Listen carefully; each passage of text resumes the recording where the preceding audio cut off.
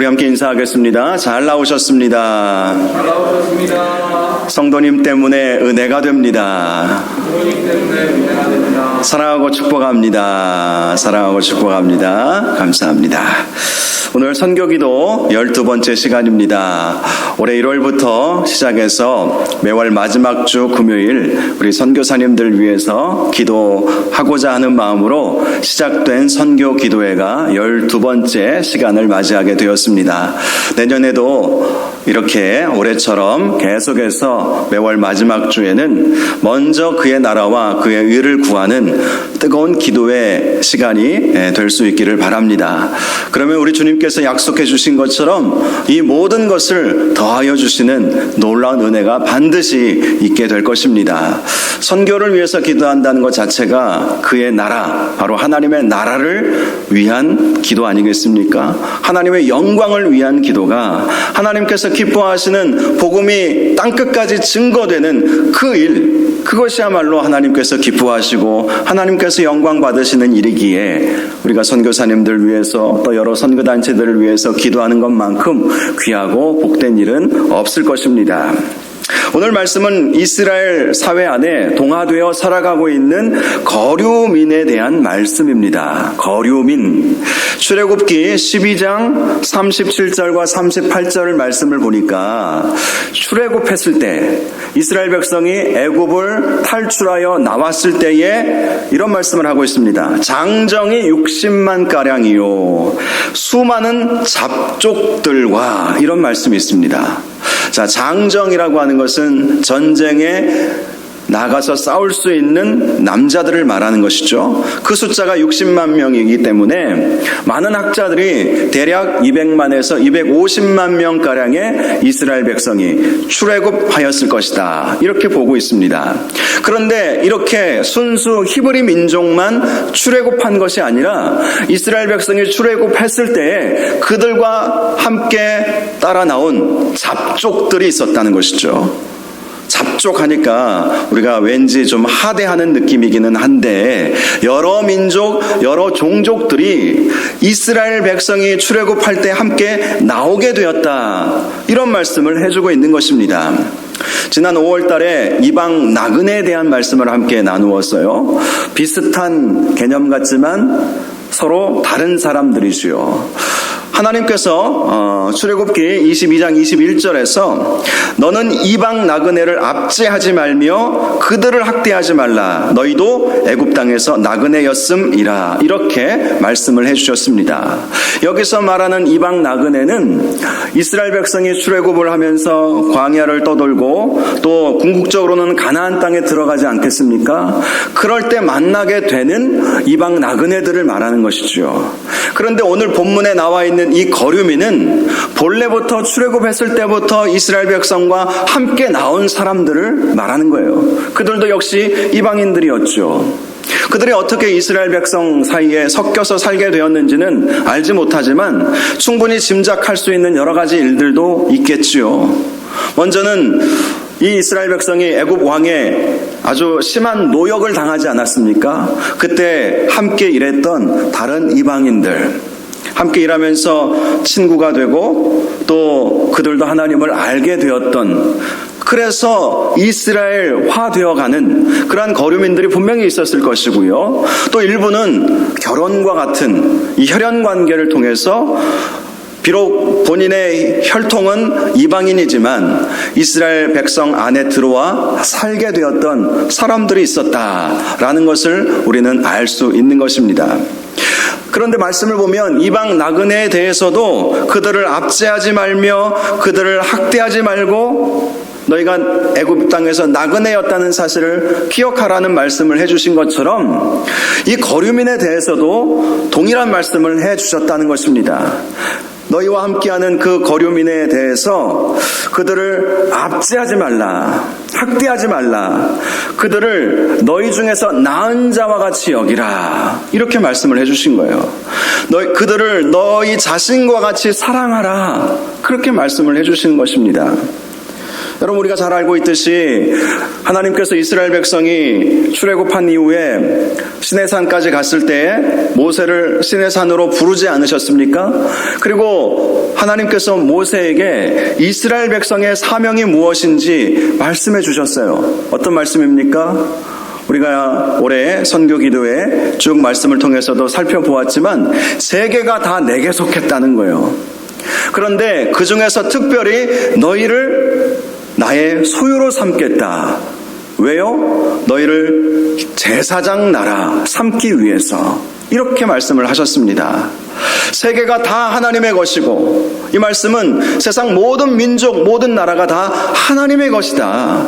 이스라엘만이 하나님의 것이 아니라 세상 모든 것이 하나님의 것인데, 그런데 그 중에서 너희를 특별한 백성으로 삼은 것은 너희가 내게 속한 세상 모든 민족 중에서 제사장 나라, 제사장 민족이 되어서 하나님과 그들 사이에 중보자, 중재자가 되어야 하는 것.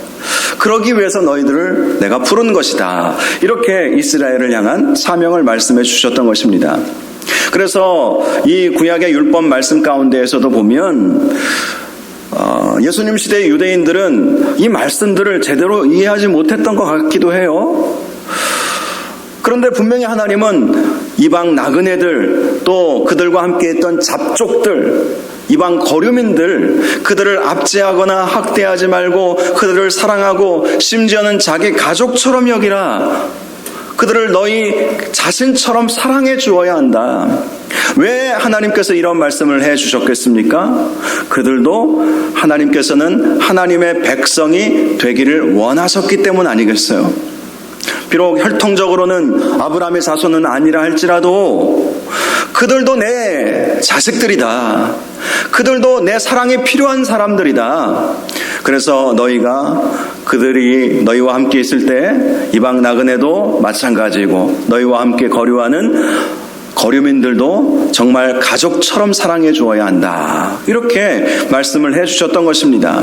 심지어 하나님은요, 이 이방 거류민에 대해서 율법도 지키라고 명령해 주셨어요. 레위기 17장 8절을 보니까 이 이방 거류민들에 대해서도 번제와 제물을 드려라. 이렇게 말씀을 하셨습니다.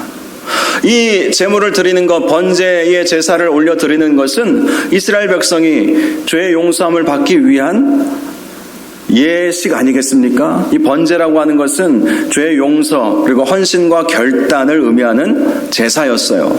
그런데 이방 거류민을 향해서도 너희도 나에게 번제를 드리고 나에게 제물을 가지고 와라. 이렇게 말씀하셨다는 것입니다. 레위기 17장 10절 말씀을 보니까 이 거류민들에 대해서도 짐승의 피를 먹어서는 안 된다라고 분명히 말씀해 주셨습니다. 피채 먹는 것, 이것은 생명을 먹는 것이기 때문에 하나님은 이스라엘 백성들에게 피채 먹지 못하도록 명령하지 않으셨습니까? 그런데 이스라엘 백성 사이에 함께 살고 있는 이 이방 거류민들에 대해서도 너희도 마땅히 피를 먹지 말아야 된다. 이렇게 말씀해 주셨다는 거예요. 이것이 어떤 의미입니까? 이방 거류민이라 할지라도 너희는 내 것이고 내 백성이기 때문에 내가 명령한 그 율법을 지켜 행해야 한다. 이런 말씀을 하신 것입니다. 심지어 이런 말씀도 하셨습니다. 너희가 여호와의 성막에서 제사를 드리지 않거나 피를 먹는다면 백성 중에서 끊어버리리라. 이렇게 말씀하셨어요. 나의 백성 중에서 끊어버리리라. 이 말씀은 어떤 의미이겠습니까?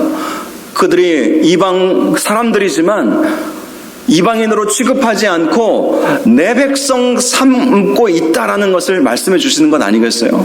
내 백성인데 이스라엘 백성도 마찬가지였죠. 이스라엘 백성이 제사를 멀리하고 또 피를 먹는 율법을 범하게 되면 그들은 이스라엘의 회중에서 끊어버리리라. 주님께서 말씀해 주시지 않으셨습니까? 마찬가지로 이방 거류민에 대해서도 너희가 제사를 드리지 않거나 피를 먹는 등의 율법을 지키지 않는다면 백성에서 끊어지리라.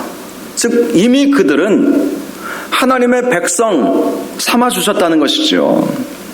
베드로 전서 말씀 2장 11절 말씀을 보면 제가 오늘 드렸던 말씀이 아주 핵심적으로 요약되어 있는 베드로 사도의 말씀이 있습니다. 베드로 전서 2장 11절 사랑하는 자들아 거류민과 나그네 같은 너희를 권하노니 영혼을 거슬러 싸우는 육체의 정욕을 제어하라. 베드로가 분명히 말씀합니다. 이 베드로 전서는요, 베드로가 로마 사람들에게 쓴 편지예요. 로마에 있는 이방인 그리스도인들에게. 베드로 전서는 유대인들에게 쓴 편지가 아니라 이방인들에게 쓴 편지라니까요. 자, 그 이방인들을 향해서 너희는 거류민과 나그네와 같은 사람들이었다. 마찬가지죠. 출애굽기와 레위기에 나와 있는 이방인들을 향한 하나님께서 주시는 말씀이 이방 나그네 또 거류민 이런 말씀이 나와 있는 것처럼 베드로도 그 사실을 잘 알고 있었던 거예요. 출애굽기와 레위기에 나와 있는 이 이방 거류민, 이방 나그네의 의미가 무엇인가, 이 말씀을 왜 해주셨는지 베드로 사도는 그것을 선교적으로 분명히 이해하고 있었다는 것이죠. 그래서 로마 사람들에게 이렇게 말씀하는 거예요. 너희는 거류민과 나그네와 같았는데 그런데 너희가 예수 믿게 되었으니 영혼을 거슬러 싸우는 육체의 정욕을 제어하라 이렇게 말씀해 주신 것입니다. 이 말씀은 어떤 의미입니까? 이방인이라 할지라도 하나님의 백성 삼아 주셨기 때문에 그들도 하나님의 뜻대로 살아야 할 책임이 있다.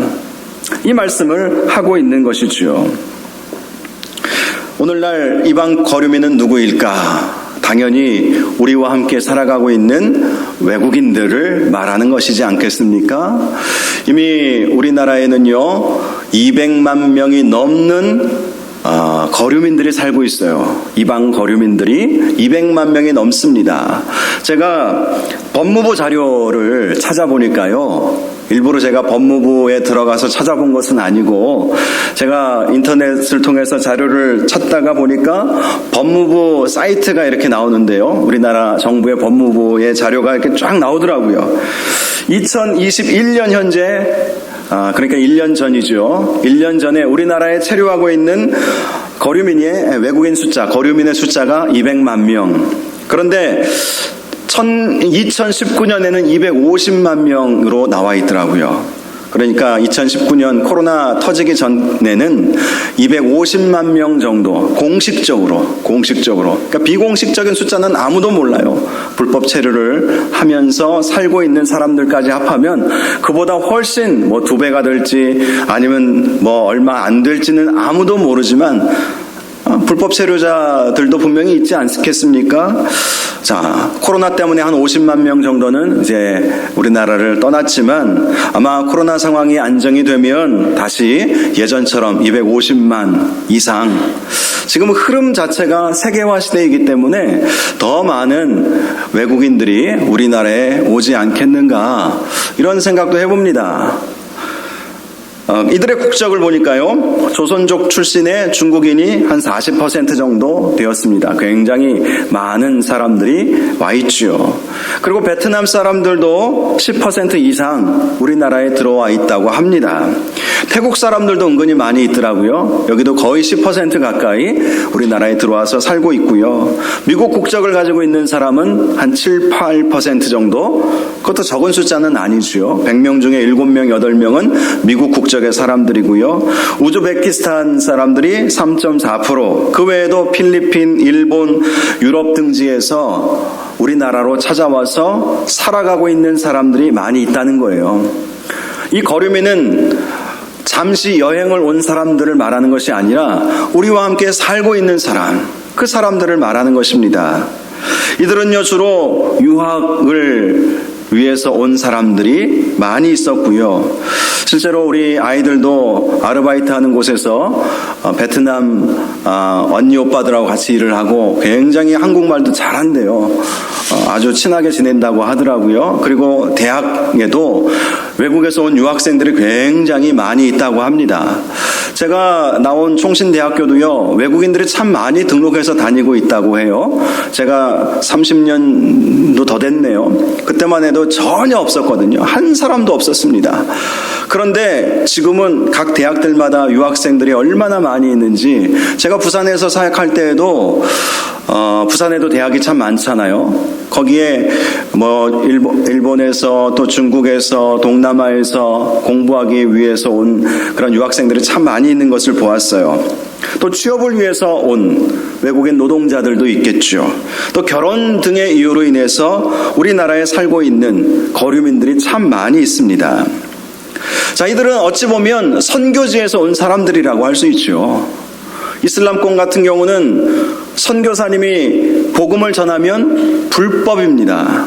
그런데 그들이 우리나라에 와서 복음을 우리가 전한다고 해서 누가 그것을 뭐라고 할 수 있겠습니까? 우리는 복음 전하는 것에 대해서 불법이 아니지 않습니까? 그러니 그들이 살고 있는 그 나라에 그들이 계속해서 살고 있었다면 복음을 들을 수 있는 기회가 전혀 없었을 거예요. 그런데 그들이 한국에 와서 복음을 듣게 되는 놀라운 역사들이 일어난 것 아니겠습니까? 제가 부산에서 사역하면서 그렇게 해서 예수 믿고 목회자가 되고 선교사가 된 케이스가 참 많이 있었습니다. 제가 참 친하게 지냈던 제 동생처럼 생각했던 그 한 네팔 형제가 있었거든요. 이름이 윤 뭐라고 한국 이름으로 개명을 했고, 네팔 이름은 붓다예요, 이름이. 붓다 하면 그 네팔 자체가 불교 나라잖아요. 그 집안 자체가 불교 집안이죠. 그러면 붓다예요, 붓다. 그런데 그 이름 그대로 쓰기가 좀 뭐하죠. 그래서 한국 이름으로 개명을 했는데, 그 친구 원래는 돈을 벌기 위해서 이 한국 땅에 처음 오게 되었습니다. 그런데 그 소식을 들은 어떤 목사님 부부가 그 친구를 양자 삼아 줬어요. 오늘 말씀처럼 가족과 같이 대하라, 이 말씀을 그대로 실천하신 것이죠. 그래서 그 목사님이 그 친구를 양자 삼아주고, 목사님이니까 당연히 교회 다니게 하지 않았겠습니까? 20살쯤 돼서 한국에 왔는데 비교적 젊은 나이에 와서 그런지 한국말을 얼마나 잘하는지요. 특별히 경상도에서 오래 살아서 경상도 사투리를 너무너무 잘하는 거예요. 목사님 뭐 했습니다 하면서 저한테 막 그러는 친구였는데요. 그 친구가 나중에 은혜를 받으니까 신학교에 가겠다고 네팔에서는 대학을 다녀본 적도 없는 친구가 총신대학교에 들어가고 또 총신신대원에 들어가서 목사 안수를 받고 수영로 교회에서 네팔어 예배부를 만들어서 네팔 친구들을 초청해서 그들에게 복음을 전하고, 지금은 자기 고향 네팔로 돌아가서 선교 사역을 하고 있는 그 친구도 제가 잘 알고 있어요. 정말 제 동생처럼 여기는 친구입니다. 중국인 중에서도요, 부산에서 유학생으로 왔다가 복음 듣고 또 이렇게 신학생이 되어서 목회자가 되고 선교사가 되어 나가는 경우들도 참 많이 있었어요. 너무 귀한 일이지 않겠습니까? 그들이 만약에 네팔에 그대로 머물러 있었다면, 중국 어느 한쪽에 한 구석에 머물러 그대로 살고 있었다면 평생 복음을 듣지 못했을 것입니다. 그런데 하나님의 역사하심으로 우리 한국 땅까지 와서 성도들의 사랑을 받고 교회에서 그들을 품어주고, 오늘 말씀처럼 한국 사람들이 그 사람들을 가족처럼 여겨주고, 지금도 중국에 가서 복음 전하고 또 선교 사역하는 3명의 친구들이 있어요. 중국 한족들인데요. 정말 제 동생과 같이 저도 여겼습니다. 이 말씀 그대로 제 동생처럼. 그들이 이제 신학대학원에 은혜 받고 들어가게 되었거든요. 그런데 한국교회에서는 외국인을 교역자로 이렇게 청빙해서 쓰기가 쉽지 않죠. 언어적으로도 그렇고 문화적으로도 그렇고. 그렇다고 뭐 중국어 예배부처럼 이렇게 이런 외국어 부서를 가지고 있는 교회가 얼마나 되겠습니까? 아마 손가락에 꼽을 수 있을 거예요. 웬만한 교회에서는 그렇게 그런 뭐 중국어, 네팔어, 필리핀, 뭐 따갈로, 그리고 뭐 여러 언어로 뭐 예배부를 만들기가 어렵지 않겠습니까? 그러니 그 친구들이 가서 사역할 데가 없어요. 그래서 제가 교회에 부탁을 해서 이 친구들 장학금 주십시오. 우리가 품지 않으면 누가 품겠습니까? 우리가 선교사로 기릅시다. 장학금 주십시오. 예산에는 전혀 반영이 되어 있지 않았어요. 그런데 강력하게 제가 부탁을 드려가지고 장학금을 받고 신대원을 졸업하고 지금은 어엿한 목회자들이 돼가지고 얼마나 사역들을 잘하는지 몰라요. 얼마나 복음을 잘 전하고, 그리고 한 친구는 지금 내몽골로 들어가서 이 두 부부가 정말 헌신적으로 사역을 하고 있습니다. 내몽골 지역은요, 복음이 거의 들어가지 못한 미전도 종족 지역이거든요. 그곳까지 들어가서 얼마나 귀하게 사역을 하고 있는지 몰라요. 그들이 거류민으로 이 땅에 왔지만 그들을 가족처럼 품어주고 자기 자신처럼 사랑해주는 사람들에 의해서 그들이 복음을 듣고 변화받아서 하나님 앞에 귀하게 쓰임받는 놀라운 역사들, 그런 역사들이 이루어지고 있다는 것이죠. 많은 외국인들이 이렇게 한국에 들어오는 것은 세계화의 흐름 중에 하나입니다. 어떤 분들은 우려하는 분들도 계세요. 실제로 유럽 같은 경우는 이민 정책을 통해서 기독교화 되어졌던 나라들이 이슬람화 되어져 가는 위험성을 안고 있는 것도 사실입니다. 그런데 왜 그렇게 되었는지를 생각해 보아야 돼요. 교회가 준비하지 않았기 때문에 그런 거예요. 교회가 대처하지 않았고 교회가 영적으로 깨어있지 않았기 때문에 어찌 보면 그들에게 복음을 전하고 그들을 예수 믿게 할 수 있었는데도 불구하고 거기에 관심을 두지 않았기 때문에 결국 그들이 큰 세력을 얻어서 교회가 문을 닫으면 이슬람 사원으로 그들이 다 사버린다고 하지 않습니까? 영국과 같은 경우에서도요, 역사와 전통이 깊은 교회들마다 성도들은 다 죽고 연세가 많이 드시고 하니까 교회 예배당을 유지할 수가 없는 거예요. 그런데 그 예배당을 무슬림들이 다 사는 것이죠. 왜 그렇게 되었겠습니까? 그것은 당시 유럽 교회들이 깨어있지 못했기 때문인 것이죠. 깨어있지 못하느냐 깨어있느냐의 문제인 것이지 외국인들이 얼마나 들어오느냐 안 들어오느냐 들어오지 못하게 막느냐의 문제가 아니라는 것이죠. 어쩔 수 없는 세계화의 흐름 아니겠습니까? 어쩔 수 없는 세계화의 흐름이에요. 그런데 우리가 한국 땅에 들어오는 그러한 거류민들을 오늘 말씀처럼 내 가족처럼, 내 양자처럼, 내 딸처럼, 정말 내 동생처럼 그렇게 삼고 그들에게 복음을 전하고 그들이 예수 믿도록 만들어 간다면 선교사님들이 선교지에 나가서 복음을 전하는 것 이상의 열매들도 분명히 있지 않겠습니까? 코로나 기간에 많은 선교사님들이 다시 한국으로 돌아오지 않았습니까? 지금은 다시 돌아가는 다시 선교지로 가시는 선교사님들이 많아졌지만 여전히 가지 못하는 선교사님들도 계세요. 여전히 선교 사역지로 가지 못하는 분들. 그런데 감사하게도 그분들이 이 한국 땅에 들어와 있는 거류민들의 관심을 갖고 그분들에게 복음을 전하는 사역을 전환하는 일들도 제가 보았습니다. 물론 이전부터 외국인 선교 단체들이 많이 있었지만 참 필요한 일인 것 같습니다. 그런데 몇몇 선교사님들과 선교 단체들만이 할 수 있는 일은 아니죠. 기도가 뒷받침되어야 하는 것이죠. 그리고 한국교회가 그러한 외국인들을 잘 품고 내 가족 삼아주고 그들을 자기 자신처럼 사랑해주는 일, 그런 일을 우리가 하게 된다면 정말 그들이 예수 믿고 대부분 다 다시 몇 년 후에 자기 고향으로 다 돌아갑니다. 물론 몇몇 분들은 여기서 영주권 얻어서 여기서 사는 분들도 계시지만 거의 70-80% 이상은 다시 자기 고향으로 가요. 가서 그들이 복음 전할 수 있는 놀라운 역사들이 일어나는 것 아니겠습니까? 이 복음의 선순환이라고 할 수 있는 것이죠. 그렇습니다. 오늘 본문 말씀을 통해서 우리가 깨닫게 되는 것이 있습니다. 이 땅에 들어와 있는 외국인들 우리가 선교의 대상으로 삼고 또 우리가 그들을 위해서 기도해주는, 우리가 당장 여러 나라의 언어들로 예배부를 만들 수는 없겠지만 기도해줄 수는 있지 않겠어요? 각 대학들마다 얼마나 많은 외국인들이 있는지, 우리의 삶의 현장에 얼마나 많은 외국인들이 있는지 몰라요.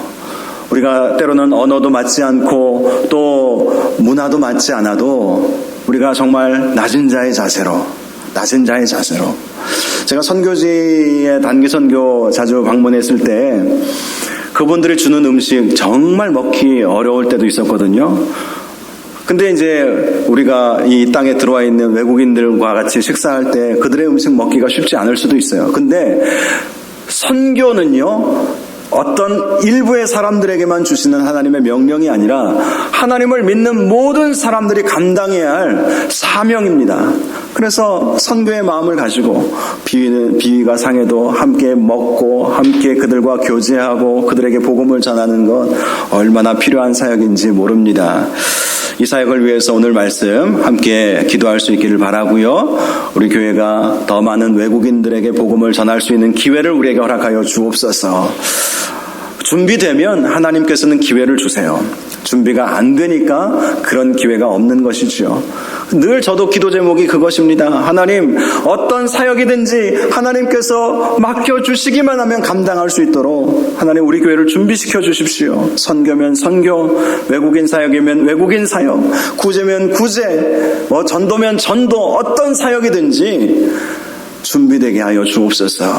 하나님을 기쁘시게 해드리는 일만큼 정말 복된 일이 어디 있겠습니까? 저도 개인적으로 10년 이상 북한 선교 사역을 자의반 타의반 해오고 있습니다. 처음 시작 자체가 제가 좋아서 시작한 것이 아니에요. 선교 목사로 제가 선교학 전공자라고 해서 정필도 목사님이 갑자기 당시 선교 목사님이 선교사로 나가버리시는 바람에 그 자리가 공석이 되어서 선교학 전공자라고 하니까 저를 선교 목사로 앉혀가지고 사역하다 보니까 여기까지 오게 된 것입니다. 그런데 생각해 보니까 그것을 하나님께서 기뻐하시는 것 같아요. 하나님 기뻐하시는 일을 감당하면 반드시 하나님께서 은혜를 주시고 복을 주시고 그의 나라와 그의 의를 구할 때 모든 것을 채워주신다는 말씀처럼 하나님께서 풍성히 우리에게 채워주시는 은혜가 반드시 있지 않겠습니까? 그렇습니다. 선교하는 건 또 탈북민들을 돕고 또 우리가 또 구제하고 교회를 섬기는 이 모든 일들 하나님께서 기뻐하시는 일이라면 우리가 정말 열심히 충성을 다해서 사명을 감당해야 하는 것이지요. 오늘 말씀 특별히 선교 기도의 말씀을 함께 이 말씀을 통해서 나누었는데요.